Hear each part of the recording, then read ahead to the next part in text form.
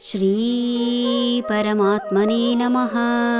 ಶ್ರೀಮದ್ಭಗವದ್ಗೀತಾ ಅಥ ಚತುರ್ಥೋಧ್ಯಾಯಃ. ಜ್ಞಾನಯೋಗಃ. ಏವಂ ಪರಂಪರಾ ಪ್ರಾಪ್ತಂ ಇಮಂ ರಾಜರ್ಷಯೋ ವಿದುಃ ಸಕಾಲೇ ನೇಹ ಮಹತಾ ಯೋಗೋ ನಷ್ಟಃ ಪರಂತಪ.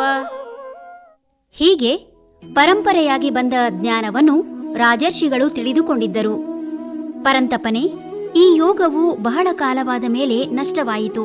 ಹೀಗೆ ಜ್ಞಾನವು ಒಬ್ಬರಿಂದೊಬ್ಬರಿಗೆ ಉಪದೇಶದ ಮೂಲಕ ಕೊಡಲ್ಪಡುತ್ತಿತ್ತು. ಯಾವುದೇ ವಿದ್ಯೆಯನ್ನಾಗಲಿ ಗುರುಮುಖೇನ ಕಲಿತಾಗಲೇ ಅದು ಪರಿಪೂರ್ಣವಾಗಲು ಸಾಧ್ಯ. ಕೃಷ್ಣಂ ಒಂದೇ ಜಗದ್ಗುರುಂ ಎಂಬಂತೆ ಶ್ರೀಕೃಷ್ಣ ಜಗತ್ತಿಗೆ ಗುರು. ಈ ಹಿಂದೆ ಒಮ್ಮೆ ಜ್ಞಾನಯೋಗವನ್ನು ಉಪದೇಶಿಸಿದ್ದೇ ಎನ್ನುತ್ತಿದ್ದಾನೆ.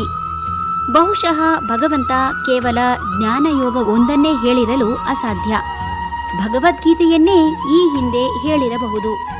ತಾನು ಈ ಹಿಂದೆ ಉಪದೇಶಿಸಿದ್ದು ಬಹಳ ಕಾಲವಾದ ಮೇಲೆ ನಶಿಸಿ ಹೋಯಿತು ಎಂಬುದನ್ನು ಸಹ ಹೇಳುತ್ತಿದ್ದಾನೆ.